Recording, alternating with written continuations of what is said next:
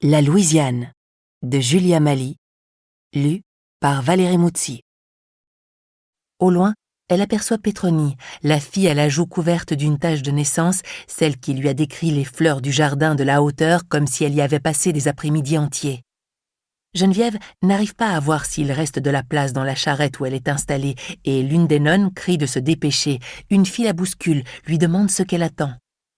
Lorsque le regard de Geneviève croise celui de la petite rousse, il est trop tard pour faire demi-tour. Les autres se poussent déjà pour qu'elle puisse s'asseoir. Elle se hisse à bord, sans la paille ployée sous ses semelles.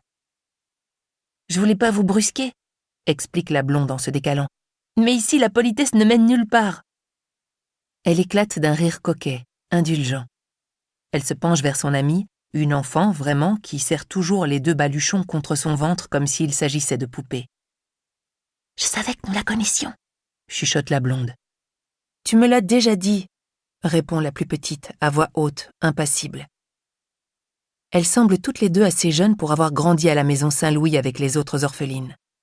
Et pourtant, elle ne lui lance pas les coups d'œil suspicieux que lui jetaient les 3 filles au souper hier soir.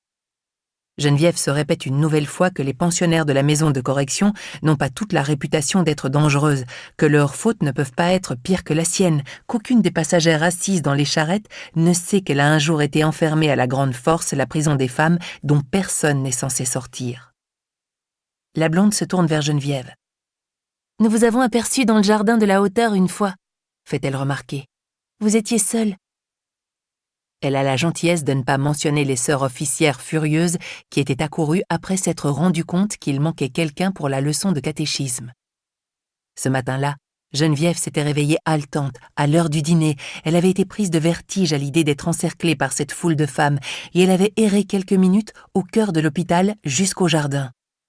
Elle avait regardé les filles de la maison Saint-Louis jouer, les jardiniers arracher les mauvaises herbes. Derrière leur dos courbé étaient apparues les sous-officières. Geneviève n'avait pas besoin d'être guidée pour deviner où on la conduisait. En bas dans la cellule, l'odeur de moisi et d'urine l'avait prise à la gorge. Quelques heures plus tard, elle avait entendu le son irrégulier des pas de la supérieure, avait retenu son souffle en écoutant la clé tourner dans la serrure du cachot. La blonde pose sa main sur son bras. « Je m'appelle Étiennette, » dit-elle. Ses yeux sont d'un bleu foncé qu'on pourrait croire noir par un jour sans soleil. « Et voici Charlotte. » La fillette lui sourit timidement. Sous son bonnet trop grand, elle essuie la sueur qui perle sous ses taches de rousseur. Quand Geneviève leur donne son nom, les yeux de Charlotte s'agrandissent. Sœur Gertrude a fini de compter les femmes et fait signe à l'un des policiers. Les hommes débarrassés de leurs vestes en coton humide se dirigent vers le portail. 3 filles montent dans leur charrette en gloussant. « Que faisiez-vous dehors ce matin-là » Geneviève sent toujours le regard de Charlotte peser sur elle. Elle replie ses jambes pour laisser de la place à une nouvelle passagère. « Je prenais l'air. »« Écoute-la, prendre l'air !» Étiennette rit. « Et je parie qu'un mauvais pas de danse vous a amené à la maison de correction. » Comme Geneviève ne la reprend pas, elle demande. « Comment vous êtes arrivée à la Salpêtrière ?» Au cours des premiers jours à l'auberge de la rue des Boulangers, Geneviève a chuchoté la même question aux anciennes pensionnaires. C'était une façon comme une autre d'entendre sa propre voix. Elle n'avait pas oublié les menaces de la sœur officière à l'atelier et évitait de prononcer le moindre mot devant les nonnes. Elle écoutait avec attention les histoires des filles. L'une d'entre elles avait été envoyée à l'hôpital parce que son père ne la supportait plus.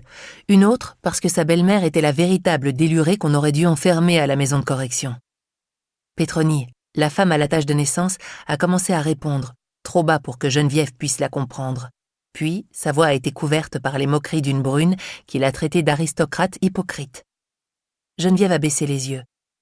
Elle osait à peine imaginer ce que cette fille aurait glapi en découvrant pourquoi Geneviève avait été incarcérée à la Salpêtrière.